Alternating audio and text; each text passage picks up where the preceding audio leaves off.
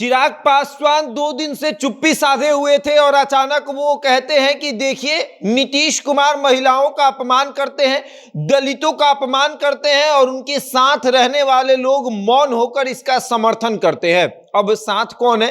कांग्रेस है और तेजस्वी यादव है और माले के लोग हैं। लेकिन चिराग पासवान जो है वो कांग्रेस पर कभी हमला नहीं करेंगे, वो माले पर हमला नहीं करेंगे, वो हमला करेंगे तो तेजस्वी यादव पर, क्योंकि युवा पर हमला करेगा तभी तो युवा का चेहरा डाउन होगा। और इसीलिए चिराग पासवान ने इशारों में तेजस्वी यादव पर हमला बोला है, तेजस्वी यादव के नेता पर भी हमला बोला है। उन्होंने कहा है कि अरे ये इंडिया गठबंधन वाले तो कभी सनातन पर बोलते हैं, तो कभी महिलाओं का अपमान करते हैं, तो कभी दलितों का अपमान करते हैं। अब सनातन पर कौन बोलता है? तो सनातन पर तो राजद के विधायक ही ना बोलते हैं। तो राजद के विधायक मतलब कि तेजस्वी यादव पर हमला, और तेजस्वी यादव पर हमला करके चिराग पासवान ने गेम ही पलट दिया है। अब विस्तार से आपको समझाएंगे कि किस तरीके से चिराग पासवान ने अपने सोशल मीडिया के जरिए नीतीश कुमार पर हमला बोला है और नीतीश कुमार के कंधे पर बंदूक रखकर चिराग पासवान ने तेजस्वी को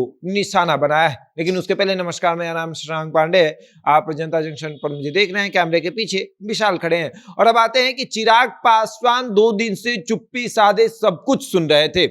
सदन में महिलाओं पर अभद्र टिप्पणी, चिराग पासवान कुछ नहीं बोलते हैं। सदन में दलित नेता का अपमान, चिराग पासवान कुछ नहीं बोलते हैं। लेकिन चिराग पासवान के अंदर का गुस्सा निकलता है, और जब गुस्सा निकलता है तो चिराग पासवान लिखते हैं कि बिहार के मुख्यमंत्री श्री नीतीश कुमार जी के अमानवीय व्यवहार का पर तथा कथित इंडिया अलायंस के नेताओं की चुप्पी दर्शाती है कि महिलाओं और दलितों का हो रहे अपमान पर उनका मौन समर्थन है। और इससे साफ जाहिर होता है कि इंडिया अलायंस के नेता महिला और दलित विरोधी सोच रखते हैं। खैर, वैसे भी इस गठबंधन के एक नेता ने सनातन धर्म का विरोध किया था। इस लाइन को अच्छे से सुनिएगा कि खैर वैसे भी इस गठबंधन के नेता ने सनातन धर्म का विरोध किया था, तब भी ये लोग खामोश थे। आने वाले दिनों में गठबंधन जो है वो देख लेगी कि किस तरीके से जनता उनको जवाब देती है। कुनवे जो है वो इनके बिखर जाएंगे। और अभी तत्काल में अगर देखा जाए बिहार में, तो राजद के विधायक ने ही मां दुर्गा को काल्पनिक बताया था।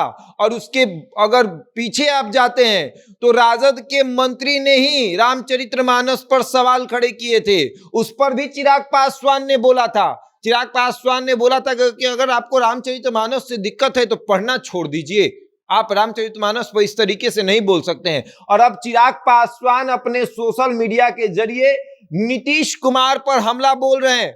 वो बता रहे हैं कि सदन के अंदर दलित नेता का अपमान हो रहा है, और दलित नेता का अपमान कौन सह रहा है? तो तेजस्वी यादव सह रहे हैं। तेजस्वी यादव सब कुछ चुप होके देख रहे हैं, क्योंकि इनको मुख्यमंत्री बनना है। एक तरीके से चिराग पासवान ने ये इशारों में कह दिया कि चुप होकर सब कुछ देख रहे हैं। कभी सनातन का विरोध होता है, तो कभी दलितों का अपमान, तो कभी महिलाओं का अपमान, और सब कुछ इंडिया गठबंधन के नेता देखते रहते हैं।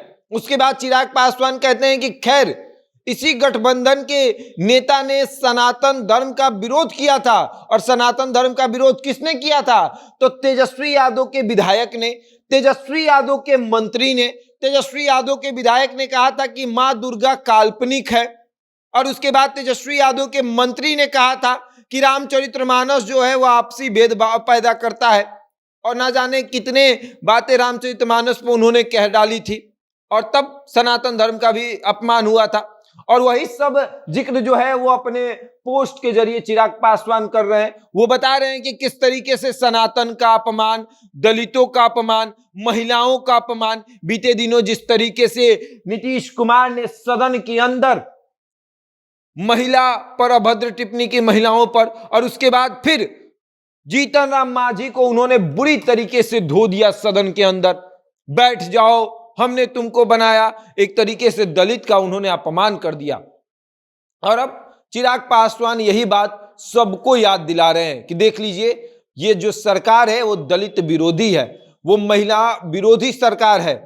और एक तरीके से चिराग पासवान तेजस्वी पर हमला बोल रहे हैं। अब देखिए क्या होता है, राजद की तरफ से क्या जवाब दिया जाता है, क्योंकि राजद जो है वो चिराग पासवान को इग्नोर करते रहता है, तेजस्वी यादव भी इग्नोर करते हैं और पूरी की पूरी उनकी पार्टी जो है राजद, वो भी चिराग पासवान को इग्नोर करती है, भाव नहीं देती है। वो सोचती है कि अगर हम भाव देंगे तो चिराग बड़े नेता के तौर पर उभर जाएंगे, इससे अच्छा है कि उनको भाव ही न दिया जाए। और अब आगे देखिए क्या होता है। बहरहाल इस खबर में इतना ही, बने रहे हमारे साथ और देखते रहे जनता जंक्शन।